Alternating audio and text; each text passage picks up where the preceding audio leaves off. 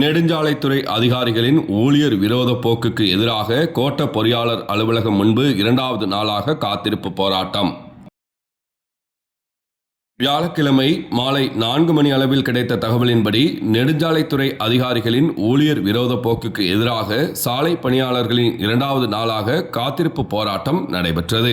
திண்டுக்கல் நெடுஞ்சாலைத்துறை கோட்ட பொறியாளர் அலுவலகத்தில் புதன்கிழமை துவங்கிய இந்த போராட்டம் வியாழக்கிழமை அன்றும் தொடர்ந்தது.